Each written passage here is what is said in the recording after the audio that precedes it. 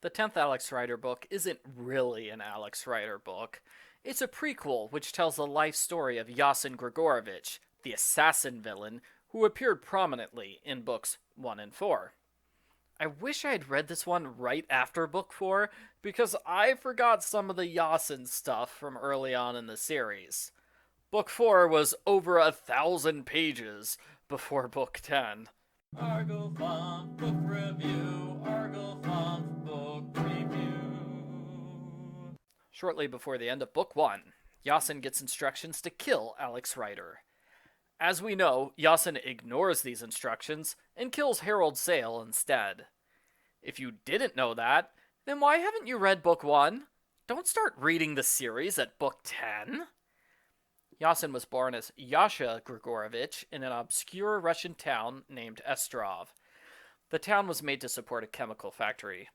Disaster strikes when there's a big accident at the factory. Yasha's parents explain the factory secretly produces a chemical weapon named anthrax. They give Yasha the antidote and order him to escape to safety. The next few chapters are an extended escape sequence. Yasha escapes the planes that bomb the town, the foot soldiers in the forest, and policemen at the train station. He makes it to Moscow, where he meets a family friend named Professor Misha. Misha's a traitor who sells Yasha out. He barely manages to avoid being captured. So far, the book is somewhat similar to an Alex Rider book. We've got a 14-year-old escaping an endless army of soldiers intent on killing him. The similarities mostly end here, as the story goes in a totally different direction. Yasha has nowhere else to go, so he joins a group of teenage orphans. They steal and beg for a living. Yasha decides to target Vladimir Sharkovsky, because he heard Professor Misha mention that name on the phone. It would have been funny if it turned out the phone call was totally irrelevant, like Misha was just gossiping about all his neighbors or something. Sharkovsky is a dangerous super criminal who's under constant threat of murder. Sharkovsky captures Yasha and humiliates him by forcing him to play Russian roulette. When Yasha isn't killed immediately, Sharkovsky forces Yasha to live as his slave and personal taste tester. This is when Yasha's name turns into Yassen. Sharkovsky mishears his name and doesn't care enough to be corrected. Yassen lives under cruel conditions for 4 years. At a moment which is convenient to the narrative, he learns Sharkovsky is the man who owned the chemical factory in Ostrov. So Sharkovsky is the villain who is responsible for the destruction of Yassen's hometown. Yassen wonders how he could get revenge without being caught. Luckily, he doesn't have to. Right after Yassen learns Sharkovsky is the main villain, an assassin from Scorpia breaks into the house. He shoots Sharkovsky 3 times. We later learn Sharkovsky is still alive, probably because the book would be unsatisfying if the main villain was killed by a random nobody. The assassin takes Yassen to Scorpia. Much like Alex Rider Book 5, Mrs. Rothman recruits Yassen to be one of their assassins, and he goes through heavy training on their private island. The tension heats up when he's given a mission to kill a lawyer in the United States. Yassen breaks into her office and creates a good plan to kill her, while still making it seem like a random mugging. Yassen panics and stops at the last second. Scorpia takes Yassen's mission failure extremely well.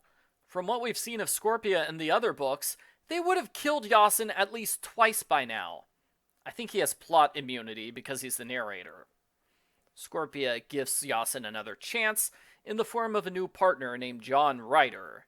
And this is honestly the best part of the book. Alex Rider's father is just as interesting and as harsh as you would expect him to be. They do the jungle murder mission, which was in the prologue of book 4, followed by another murder mission in France. Again, Yassen can't complete the mission because he doesn't want to kill anyone. Ryder gives Yassen a chance to escape from Scorpia and start a new life. At an airport, Yassen realizes Ryder is secretly a double agent for MI6.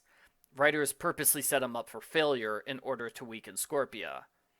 Yassen decides never to tell anyone about this discovery because it would ruin the series' continuity. On his own, Yassen goes back to Sharkovsky. He confronts Sharkovsky and plays Russian roulette with 5 bullets, not 1.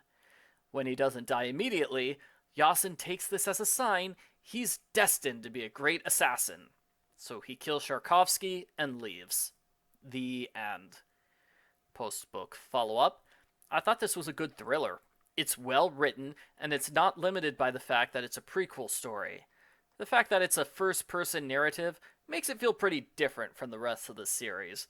I feel like if Alex had narrated one of the books, it would sound quite different from this one. The author originally planned to write the book in between books 7 and 8. Book 7 had some backstory about Yassen and John Ryder and Malta together. This book completely ignores that story.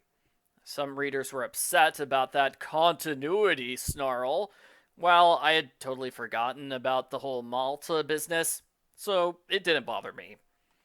Some people were disappointed by the lack of murder in this book. That's a pretty morbid thing to complain about. I kind of understand that complaint, though. The book is subtitled The Story of an Assassin, but Yassen doesn't assassinate anyone until the very end. I wonder who made that decision. Maybe the author realized it would be hard for readers to sympathize with Yassen if he was a cold-blooded killer the whole way through. Or maybe the publishers insisted the hero could only kill a terrible villain, and the murder could only happen at the very end of the book. That seems to be a rule for the Alex Rider series in general. Overall, I like the book. I would consider it a companion novel more than an entry in the main series. I would definitely recommend it to fans of the main Alex Rider books. I'm not sure how well it would do with people who haven't read the other books.